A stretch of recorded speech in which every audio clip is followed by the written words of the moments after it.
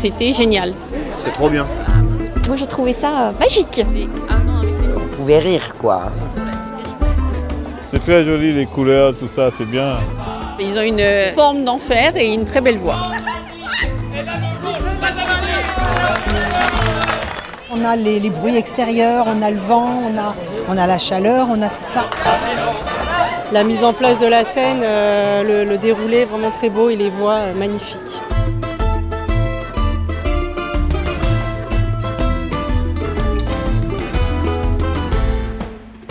C'est la première fois qu'on travaille en effet avec de la musique populaire du XXe siècle et c'est surtout la première fois de notre vie qu'on a un piano à 12 mémoires.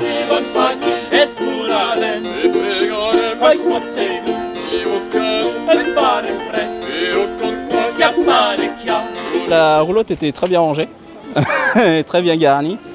Oui, la roulotte elle est très importante dans le projet puisque c'est une troupe itinérante qui va de village en Italie et qui a sa roulotte qui se déploie en théâtre.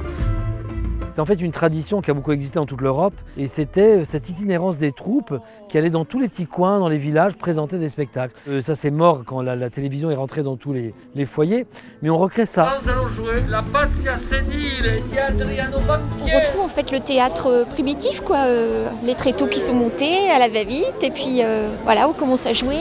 On revient au théâtre de Tréteaux. Le spectacle est conçu comme ça. Il a été pensé comme ça. Le fait que ce soit une roulotte qui peut réellement rouler, là elle est simplement posée et on va l'ouvrir, la défaire, retirer tous les objets qui sont dessus et ouvrir la roulotte qui devient un petit théâtre. La complexité est aussi de mettre en scène cette action. Il y a énormément d'objets sur la roulotte. L'équipe est quand même un petit peu nombreuse. Donc il faut vraiment que chacun sache exactement ce qu'il doit faire. Ah ben ça fait du bien.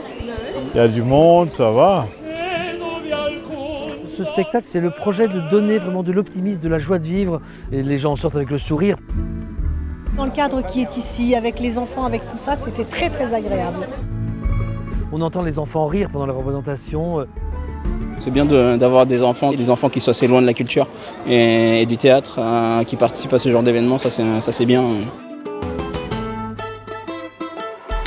On entend les adultes rire aussi parce qu'il y a plein de chansons qu'ils ont entendues.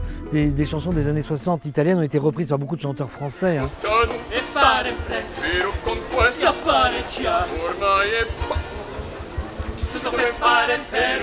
Les années 60 résonnent dans l'imaginaire d'aujourd'hui comme des années heureuses, ces années d'après-guerre où évidemment l'Europe allait très bien, où il n'y a pas de chômage, on croit au progrès, il n'y a pas tous les doutes qui nous assaillent. Donc les gens voient ces années 60 comme une sorte de paradis perdu un peu. J'ai passé un très bon moment. Voilà.